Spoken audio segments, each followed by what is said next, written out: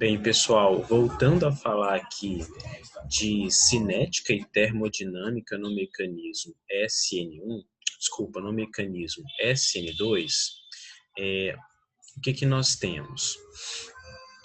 O mecanismo SN2, ele é dependente do estado de transição, né?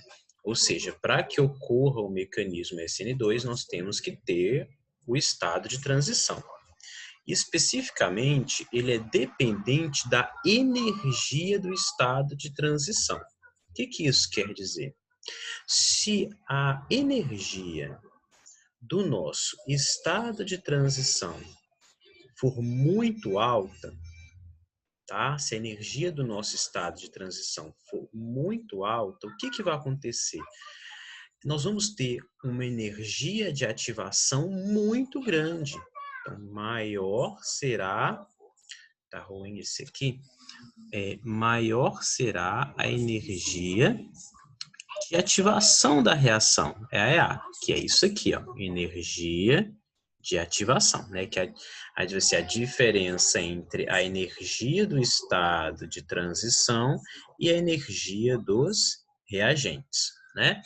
Então, nós vamos ter, quanto maior a energia desse estado de transição, maior vai ser a energia de ativação da reação. Consequentemente, a possibilidade de nós termos um mecanismo SN2 vai diminuir, porque se a energia de ativação é muito grande, a possibilidade de termos esse mecanismo é cada vez menor, né?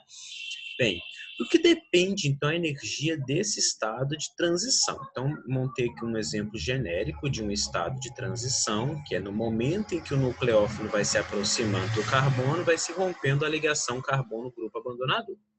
Então, o que vai aumentar a energia do estado de transição é a repulsão que os grupos alquila, ou os outros, ou qualquer grupo R, grupo volumoso, não necessariamente alquila, pode ser outros grupos, vão ter sob o nosso nucleófilo. Então, quanto mais esse carbono estiver ligado a grupos alquila, nós vamos ter repulsão no estado de transição. Então, se nós tivermos, quanto maior for, né, as repulsões no estado de transição, maior vai ser a energia desse estado de transição. Por exemplo, se o nosso carbono aqui estivesse ligado apenas a hidrogênios, nós teríamos repulsão na aproximação do nucleófilo para a saída do grupo abandonador? Não, não tem repulsão, né? Agora, se esses grupos aqui forem tudo metila, nós vamos ter repulsão? Vamos ter repulsão pelos 3 grupos metila. Tá? Então, quanto menor for a ocupação, a substituição do nosso carbono com grupos alquila, menor será as repulsões no estado de transição, certo? Então, dando continuidade a esse raciocínio, quando nós falamos de termodinâmica, nós vamos ter que lembrar da lei de Gibbs, da energia livre de Gibbs, que diz o quê? Que ΔH é igual, que ΔG, que é a energia livre de Gibbs, é igual a ΔH, a variação do calor da reação, a variação da energia da reação, menos T, que é a temperatura, vezes ΔS, que é a entropia do sistema. Tá? Esse ΔS aqui é a nossa entropia.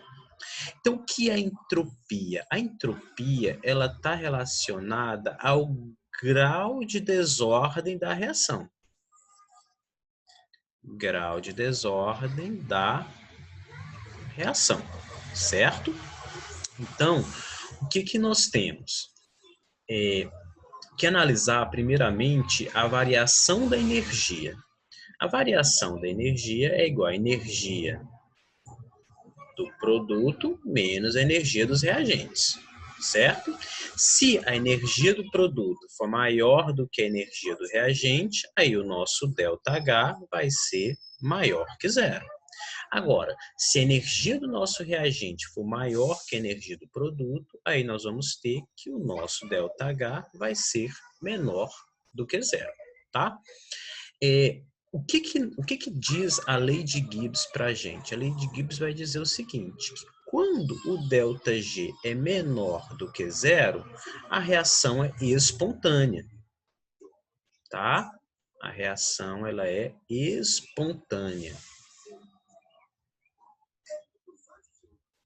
Do contrário, ela não será espontânea, ou seja, a gente vai precisar trabalhar com alguns fatores, algumas questões de laboratório, o uso de catalisador, ou nas condições do experimento para que a reação se torne favorável, né?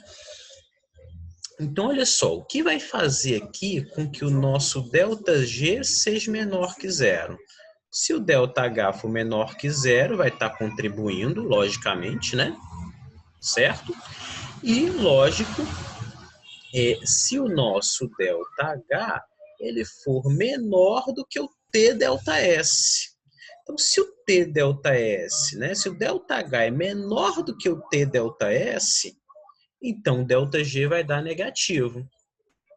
Tá? Então, essas aqui são as duas condições. Como é que nós fazemos para TΔS, por exemplo, ou, né, na realidade, o raciocínio contrário, TΔS maior do que ΔH. Então, reações que têm o ΔH muito grande, que são muito endergônicas, né, endotérmicas, nós temos que fazer o quê? Nós temos que trabalhar os parâmetros de TΔS para onde nós temos exemplos de reações endotérmicas. Então, ó, a reação ela é endotérmica, eu vou ter que fazer com que o TΔS seja maior do que o ΔH, para o meu ΔG dar menor que zero. Um exemplo clássico disso é mexer na temperatura, só que para as reações de substituição nucleofílica, a temperatura, na substituição nucleofílica, a temperatura ela vai de temperatura ambiente até 55 graus Celsius, tá? Falando aqui de temperatura. E o que nós podemos fazer é mexer com o grau de desordem do sistema, que é a entropia. Por exemplo, agitar a nossa reação, colocar lá na agitação magnética. Então, se a reação tem um ΔH maior do que zero, a gente trabalha com os fatores de TΔS. Tá bem? Com relação à cinética da reação, reparem que ela é uma reação que ela tem uma única etapa, né? Ela é marcada pelo estado de transição e tanto o nucleófilo quanto o eletrófilo participam do estado de transição. Então, a velocidade da reação ela vai ser a concentração do nucleófilo vezes a concentração do reagente eletrofílico, tá? Cada um na ordem 1. Então, a ordem global da reação é 1 mais 1, que é igual a 2. Isso quer dizer que tanto a concentração do nucleófilo quanto a concentração do eletrófilo interferem na velocidade da reação. Então, por exemplo, se a gente dobrar a concentração do nucleófilo, o que vai acontecer com a velocidade da reação? Ela também vai ser dobrada.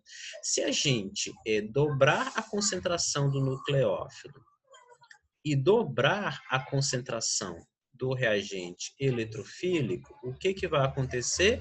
A nossa velocidade da reação ela vai ser quadruplicada. Portanto, para concluir, a cinética ela depende tanto da concentração do nucleófilo como da concentração do eletrófilo, pois ambos estão envolvidos no estado de transição.